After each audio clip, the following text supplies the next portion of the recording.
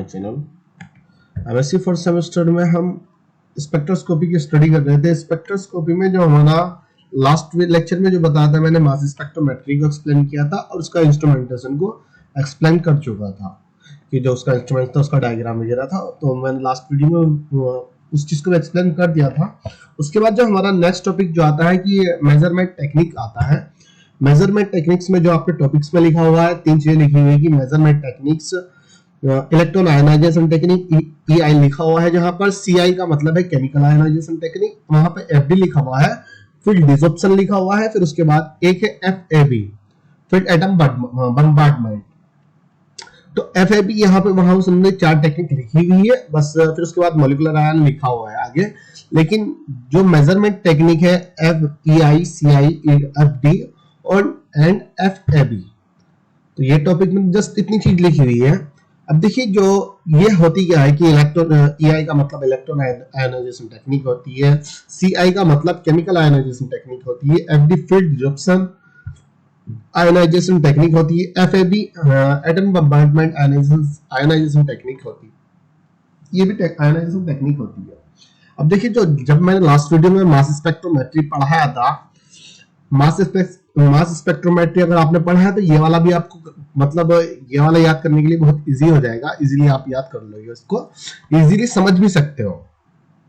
अगर मान लीजिए ये वाला आप पढ़ लेते हो तो वो वाला भी आपके लिए इजी हो जाएगा। जो मास स्पेक्ट्रोमेट्री मैंने पढ़ाई थी, मास स्पेक्ट्रोमेट्री भी इजी है क्योंकि दोनों ही ना एक दूसरे से मिलते जुलते हैं।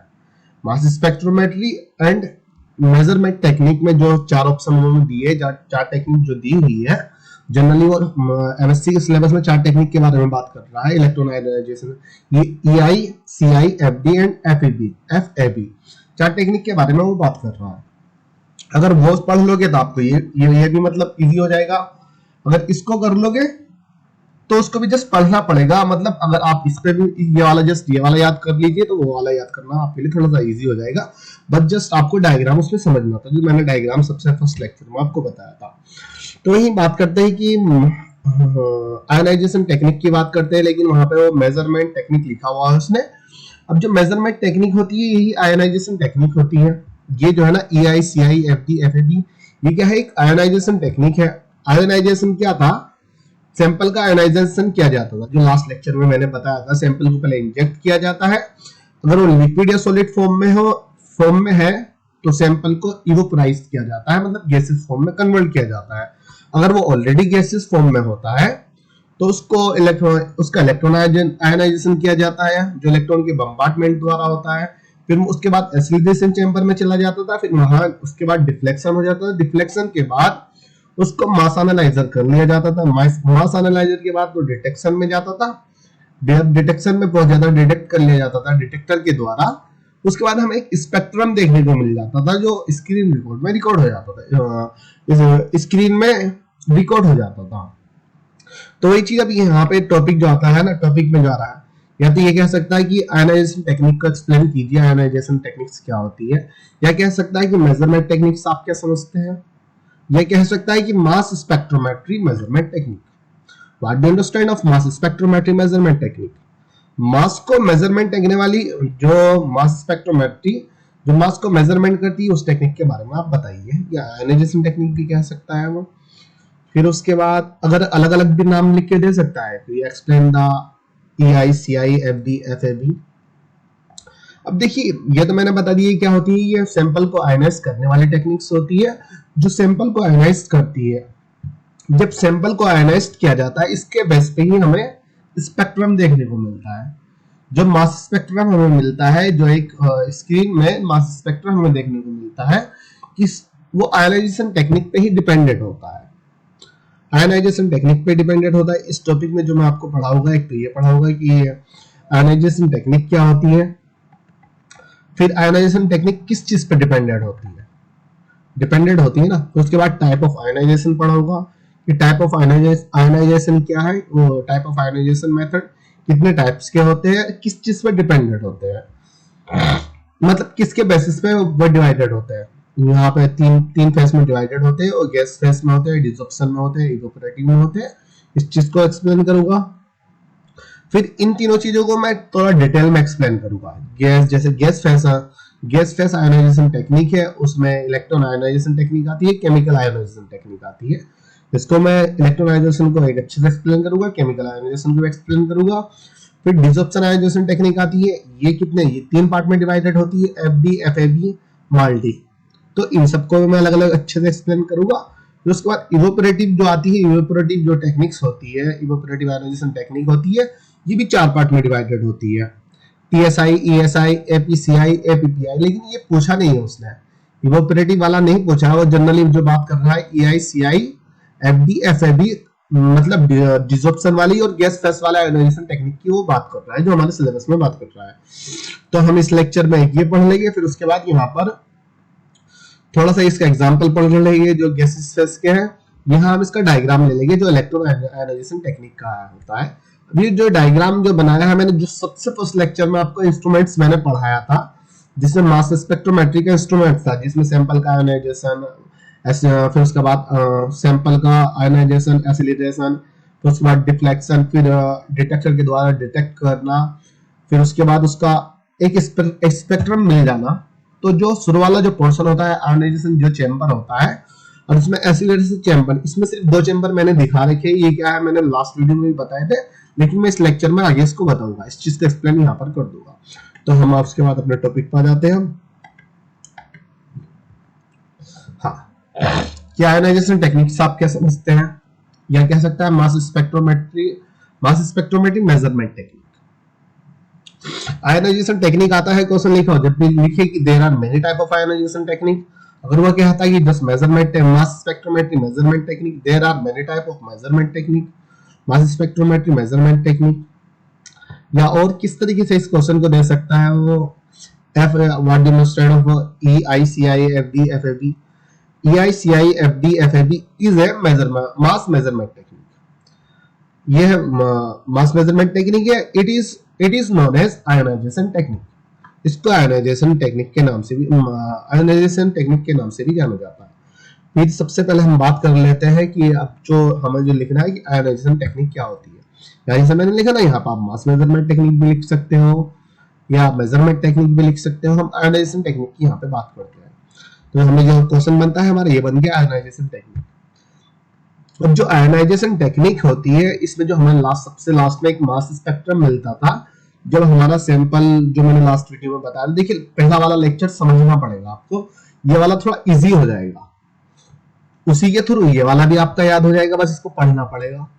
अगर इसको पढ़ लोगे, इसको अगर मान लो इसको पढ़ते हो आप, तो मिला जुला है वो भी, मतलब 50 या 60% के समथिंग, ये समझ लीजिए 40% वाला पढ़ोगे मास स्पेक्ट्रोमेट्री, तो दोनों आपको कहीं ना कहीं याद हो जाएगा, ये दोनों एक दूसरे से मिला जुला है। तो हम आयोनाइजेशन टेक्निक की अगर हम बात करते हैं, आयोनाइजेशन टेक्निक जो होती है, मास स्पेक्ट्रम जो होता है, जो हमें मास स्पेक्ट्रम मिलता है, वो आयोनाइजेशन टेक्निक पर ही डिपेंडेंट होता है, जिस टाइप से हमारे सैंपल का आयोनाइजेशन होता है।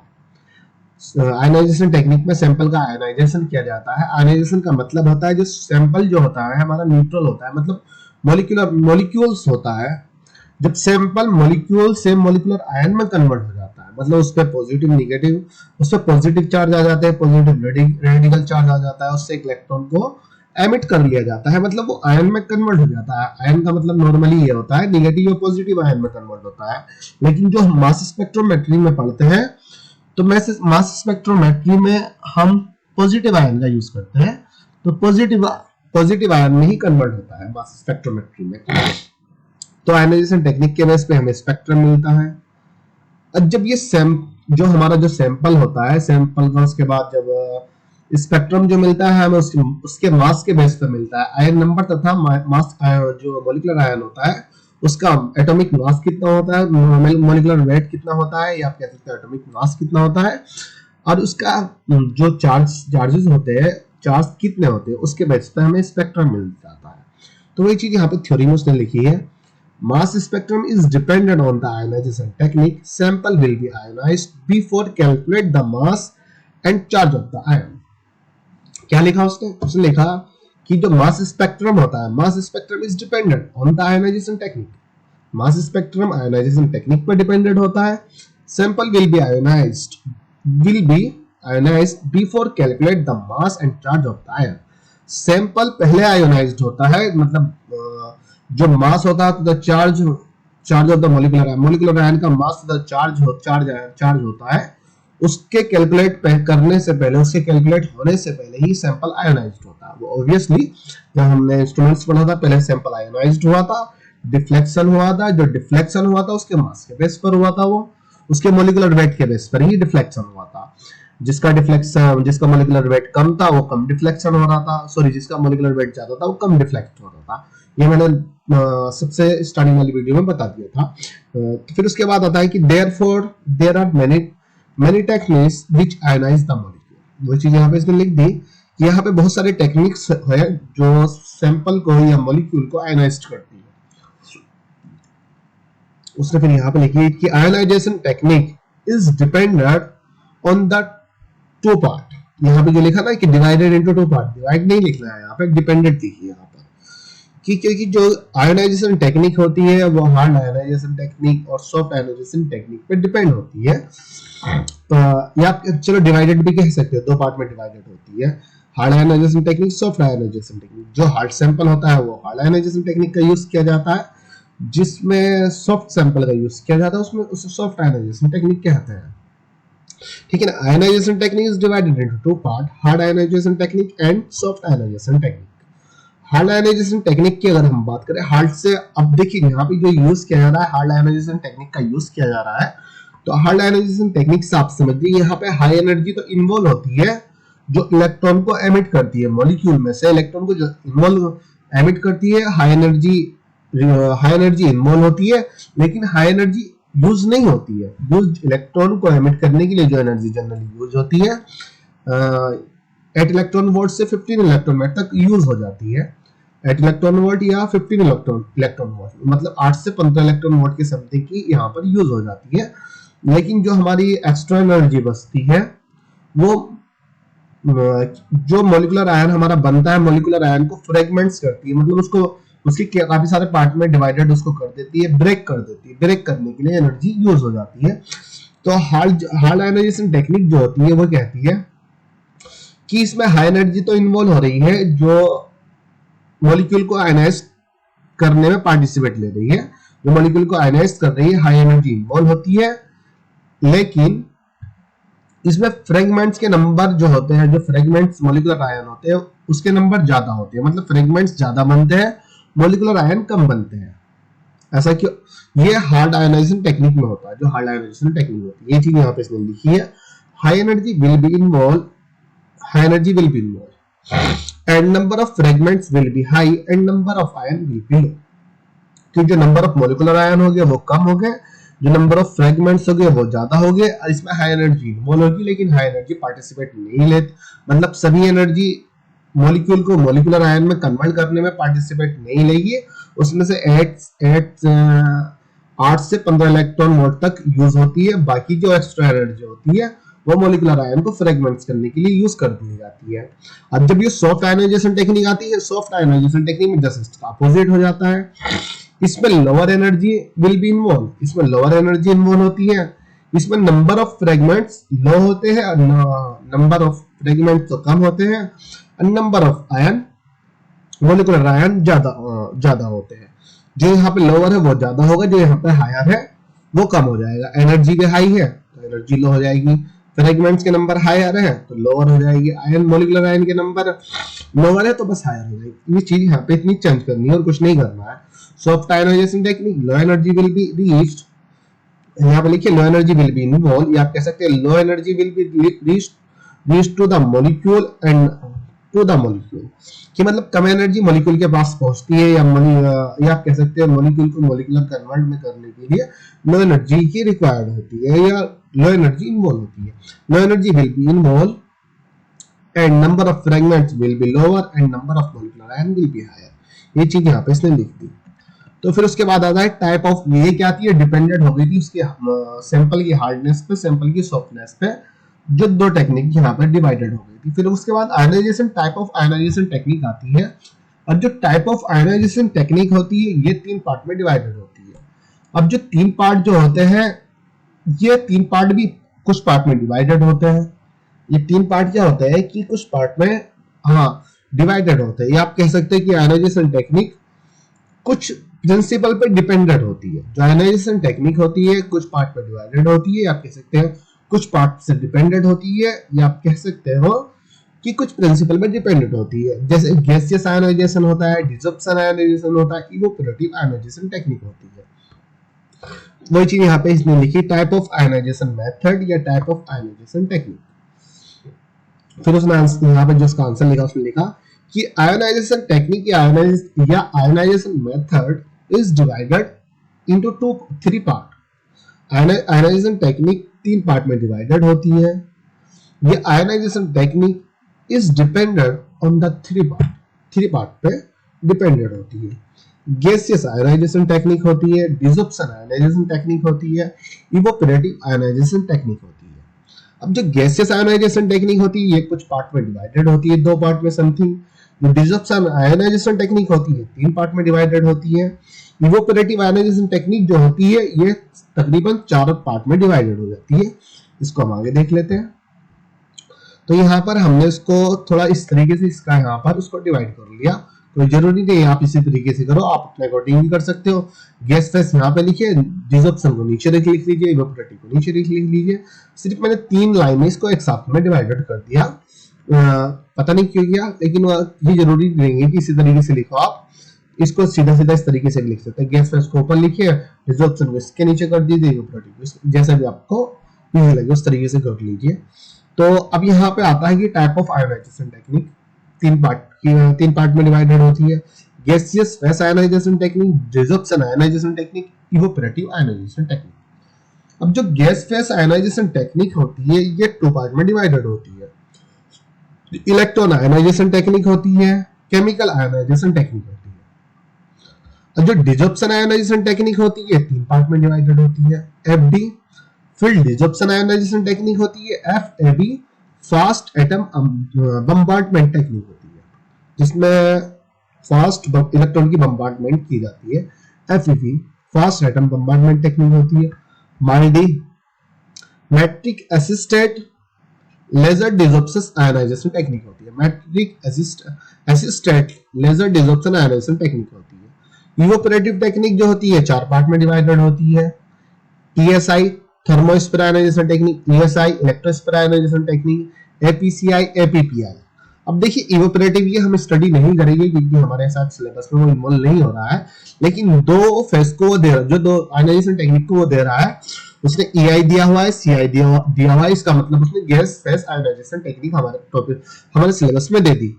अब वहां पे उसने एफडी भी दिया, एफएबी दिया है, वहां पे लिखा हुआ है ना एफडी तथा एफएबी।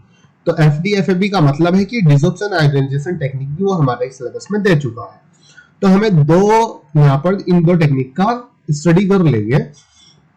अब जो गैस फेस आयनाइजेशन टेक्निक होती है, डिसॉर्प्शन आयनाइजेशन टेक्निक होती है, इवोपोरेटिव, इसको हम थोड़ा डिटेल में पढ़ लेते हैं। अब सबसे पहले ये चीज हमने लिख दी, in the detail of ionisation technique. Detail में आयनाइजेशन टेक्निक या study in the detail study of ionisation technique. Ionisation technique की डिटेल में स्टडी कीजिए। Gas phase ionisation technique, gas phase का क्या बताया था मैंने कि 2 पार्ट में डिवाइडेड होती है। EI CI electron ionisation technique, chemical ionisation technique. तो यहाँ पर हमने लिखा gas phase ionisation technique is it's most popular ionisation technique in which sample will be vaporised before ionisation. ये कह रहा है कि जो गैस फेस आयनाइजेशन टेक्निक होती है ये बहुत पुरानी टेक्निक है। It is very old and most popular ionisation technique.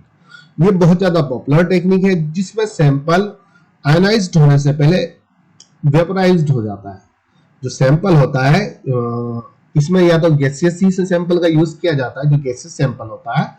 इसका कहने का मतलब यही हो रहा है कि जो सैंपल का जो हमारा आयनाइजेशन किया जाता है, मॉलिक्यूल का जो आयनाइजेशन किया जाता है, जो गैसेस फेस आयनाइजेशन टेक्निक होती है, इसमें पहले ही सैंपल वेपोराइज्ड हो जाता है या गैसेस फेस में कन्वर्ट हो जाता है। It is most popular ionisation technique in which sample will be vaporised before ionisation. Ionisation पहले वेपोराइज्ड हो जाता है, गैस या गैसेस फॉर्म में कन्वर्ट हो जाता है। Type of gas phase ionisation technique 2 part में डिवाइडेड है। मैंने इसको थ्योरी के ऊपर लिखा। और EI CI, EI का मतलब इलेक्ट्रॉन आयनाइजेशन टेक्निक, CI का मतलब chemical ionization technique. EI. In this method, electron directly bombardment on the sample and sample या molecule produce the molecular ion and fragments ion. This technique is used for gaseous sample. जो बोला ना मैंने पीछे कि मतलब जो गैस आयनाइजेशन टेक्निक होती है या गैस फेस आयनाइजेशन टेक्निक होती है वो आयनाइजेशन से पहले वेपोराइज्ड हो जाती है। मतलब इसका मतलब वो है कि वो पहले ही वेपोराइज्ड फॉर्म में है, तो ये गैसेस फॉर्म में यूज की जा रही है। वही चीज इसमें इलेक्ट्रॉन आयनाइजेशन टेक्निक में वही चीज यहाँ पे लिखी कि in this method electron directly bombardment on the sample या molecule produce the molecular ion and fragments ion. This technique is used for gaseous sample. उसने कहा कि इस मेथड में डायरेक्टली इलेक्ट्रॉन का बम्बार्डमेंट किया जाता है सैंपल पे डायरेक्टली इलेक्ट्रॉन की बम्बार्डमेंट किया जाता है। मतलब इलेक्ट्रॉन की बम्बार्डमेंट का मतलब होता है किसी चीज पे मारना, वो सैंपल पे इलेक्ट्रॉन टकरा रहे हैं। जब इलेक्ट्रॉन का बम्बार्डमेंट किया जाता है तो जो मॉलिक्यूल होता है वो मॉलिक्यूलर आयन को प्रोड्यूस कर देता है। Produce the molecular ion and fragments ion, molecular ion को प्रोड्यूस कर देता है। जब मॉलिक्यूलर आयन होता है उसका ही फ्रेगमेंटेशन हो जाता है, जो हमारी, क्योंकि हमने पढ़ा था इलेक्ट्रॉन की बम्बार्डमेंट जो की जाती है 17 इलेक्ट्रॉन वोल्ट की एनर्जी होती है, लेकिन एनर्जी को एमिट करने, इलेक्ट्रॉन को एमिट करने के लिए जो हमें एनर्जी की नीड होती है, रिक्वायर्ड जो होती है वो 8 से 15 इलेक्ट्रॉन वोल्ट तक की नीड होती है। 8 से 15 तक की जो हमारी एक्स्ट्रा एनर्जी होती है वही मॉलिक्यूलर आयन को फ्रेगमेंट्स कर देती है। तो चीज यहाँ पर हो गई कि in this method electron directly bombardment on the sample या molecule produce the molecular ion and fragments ion. This technique is used for gases sample. इस टेक्निक का यूज गैसेस सैंपल के लिए किया जाता है, मोस्टली गैसेस सैंपल के लिए इस टेक्निक का यूज किया जाता है। अब यहाँ पर उसने थोड़ा सा और इलेक्ट्रॉन आयनाइजेशन टेक्निक के बारे में यहाँ थोड़ा सा और लिखा कि electron ionisation technique it is hard ionisation technique. जो इलेक्ट्रॉन आयनाइजेशन टेक्निक है यह हार्ड आयनाइजेशन टेक्निक है because it will be produce 17 electron volt energy but molecule convert into molecular ion with 8 electron volt to 15 electron volt की ionisation technique जो होती है। Electron ionisation technique एक hard ionisation technique होती है क्योंकि ये 17 इलेक्ट्रॉन वोल्ट की एनर्जी को प्रोड्यूस करती है। 17 इलेक्ट्रॉन वोल्ट में जो but molecule convert into molecular ion with 8 electron volt या 15 इलेक्ट्रॉन वोल्ट। लेकिन जो मॉलिक्यूल होता है मॉलिक्यूलर आयन में 8 इलेक्ट्रॉन वोल्ट से या 15 इलेक्ट्रॉन वोल्ट के बीच में मॉलिक्यूलर आयन में कन्वर्ट हो जाता है। Then extra energy will be used for fragmentation and large number of fragments ion will be formed and molecular ion number will be low।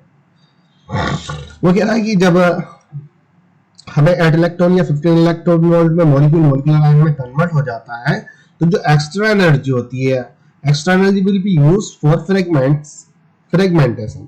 जो extra energy होती है उसका यूज फ्रेगमेंटेशन के लिए किया करेंगे and large number of fragments ion will B form, और ज्यादा फ्रेगमेंट्स के जो आयन होते हैं वो ज्यादा नंबर में फॉर्म हो गए and molecular ion will be low, और number of molecular ion will be low. जो मॉलिक्यूलर आयन के नंबर हो गए वो कम हो गए, मॉलिक्यूलर आयन कम प्रोड्यूस हो गया। ये चीज बस यहाँ पर सुन लिखी। यही electron ionisation technique it is a hard ionisation technique because it will be produce 17 electron volt energy but molecule convert into molecular ion with respect to 8 electron to 15 electron, then extra energy will be used for fragmentation। जो extra बची कुछ energy होती है वो fragmentation के लिए use होगी and large number of fragments ion will be formed and molecular ion will be low, number of molecular ion will be low। यहाँ पे एग्जांपल की अगर हम बात करें, यहाँ पे एग्जांपल, यहाँ पे मॉलिक्यूलर आयन दिया, मॉलिक्यूल दिया। मॉलिक्यूल पे जब इलेक्ट्रॉन की बम्बार्डमेंट की गई, इलेक्ट्रॉन यहाँ पे इस पे बम्बार्डमेंट किया जा रहा है, टकरा रहा है हाई एनर्जी के साथ। जैसे ही टकराता है तो इस मॉलिक्यूल से एक इलेक्ट्रॉन को एमिट कर लेता है, जिसकी वजह से यहाँ पर एक रेडिकल, एक पॉजिटिव चार्ज यहाँ पे बन जाता है जिसको हम मॉलिक्यूलर आयन कहते हैं। ये कैटायनिक रेडिकल भी होता है। अब जब ये मॉलिक्यूलर आयन यहाँ पे बन जाता है, अब इसमें 10 से 15 इलेक्ट्रॉन वोल्ट तक की एनर्जी हमारी खर्च हो गई है, 8 से 15 इलेक्ट्रॉन वोल्ट तक की एनर्जी खर्च हुई है। बाकी जो एक्स्ट्रा एनर्जी होती है इस मॉलिक्यूलर आयन को फ्रेगमेंट्स कर देती है। फ्रेगमेंट्स का मतलब काफी पार्ट में वो डिवाइडेड करती है, ब्रेक कर देती है उसको। जैसे M रेडिकल प्लस होता है, M1 मीट कर देगी M2 में, M3 में, M4 पे, उसके मोलिकुलर आयन के जो नंबर होते हैं उसके बेस पर डिपेंडेंट होता है। जैसे CH3 को ले लीजिए, C2H5 को लीजिए, तो वो C2H5 को C2H4 में भी डिवाइड कर सकती है, C2H3 में भी डिवाइडेड कर देगी, CH में भी डिवाइडेड कर देगी, मतलब C2H2 में भी डिवाइड कर देगी, तो उसके फ्रेगमेंट्स पे डिवाइडेड कर देती है, मतलब फ्रेगमेंटेशन कर देती है। फ्रेगमेंट्स का मतलब होता है मॉलिक्यूलर आयन को ब्रेक करना, काफी पार्ट में ब्रेक कर देती है। तो यहाँ पे मैंने दिखा दिया फ्रेगमेंटेशन, यहाँ पे हमने फ्रेगमेंटेशन दिखा दिया, जो तीन पार्ट में उसने फ्रेगमेंट्स उसका मॉलिक्यूलर आयन का कर दिया। वहां पे मैंने एक एग्जांपल दे दिया है, यहाँ पे उसने मेथेन लिया, मेथेन पे फिर इलेक्ट्रॉन की बम्बार्डमेंट कराई गई, तो यहाँ पर ये एक यहाँ से इलेक्ट्रॉन निकल जाता है, ये इलेक्ट्रॉन होता है, इसलिए 2 इलेक्ट्रॉन यहाँ पे माइनस हो जाते हैं। सिर्फ यहाँ पे एक पॉजिटिव, इस कार्बन पे यहाँ पे एक रेडिकल प्रेजेंट होता है, एक पॉजिटिव चार्ज होता है, जो रेडिकल कैटायनिक मॉलिक्यूलर आयन होता है, रेडिकल कैटायनिक मॉलिक्यूलर आयन होता है। बाद में ये वाला रेडिकल जब यहाँ से हाइड्रोजन यहाँ से रिमूव होता है, रेडिकल को लेकर मूव हो जाता है, जहां पे CH3 पॉजिटिव आयन हमारा एक बन जाता है। वो क्या होता है, ये भी एक तरीके का फ्रेगमेंट्स होता है, CH2 भी फ्रेगमेंट्स हो जाता है, CH2 फ्री रेडिकल बनेगा, पॉजिटिव आयन बनेगा। CH2 के बाद, क्योंकि जब हमारे पास सिर्फ पॉजिटिव आयन, फिर यहाँ से एक और इलेक्ट्रॉन की बम्बार्डमेंट कराई जा रही है, यहाँ से एक और इलेक्ट्रॉन ये निकल गया, यहाँ पे फिर पॉजिटिव चार्ज आ जाता है।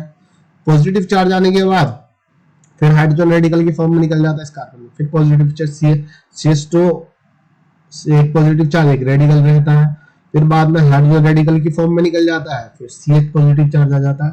तो फिर ये तो हुआ मॉलिक्यूलर आयन में जब कन्वर्ट होता है। फिर मैंने फ्रेगमेंटेशन दिखा दिया, यहाँ पे फ्रेगमेंटेशन रिएक्शन, फ्रेगमेंटेशन अब मॉलिक्यूलर आयन का फ्रेगमेंट्स होता है। फ्रेगमेंट्स में जो थोड़ा मैंने लिखा, fragmentation reaction loss the hydrogen and form the cation, कि जो फ्रेगमेंटेशन रिएक्शन होती है वो हाइड्रोजन को लॉस करती है, हाइड्रोजन को रिमूव करती है और कैटायन को फॉर्म करती है। वही चीज यहाँ पे दिखा है, यहाँ पे रेडिकल प्रेजेंट था, जैसे हाइड्रोजन रेडिकल की फॉर्म में निकल जाए, यहाँ पे कैटायन हमारा बन गया। यहाँ से फिर एक इलेक्ट्रॉन की बम्बार्डमेंट के द्वारा निकल जाएगा, यहाँ पे पॉजिटिव चार्ज आ जाएगा, रेडिकल आ जाता है।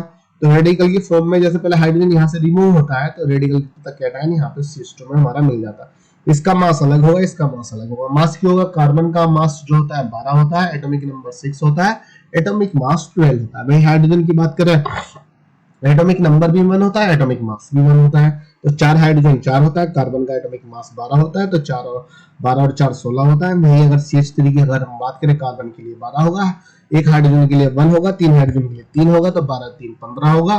वही CH2 की अगर हम बात करें, 2 हाइड्रोजन हो गए, 2 कार्बन का एटॉमिक नंबर एटॉमिक वेट 12 होगा, एटॉमिक नंबर 6 होगा, तो 12 प्लस 2, यहाँ पे इसका मास कितना हो जाएगा, 14 हो जाएगा।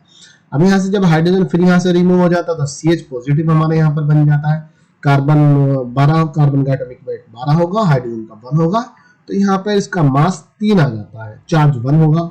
तो फिर उसके बाद फिर ये रेडिकल की फॉर्म में हाइड्रोजन क्या होगा, ये रेडिकल की फॉर्म में फिर निकल जाएगा।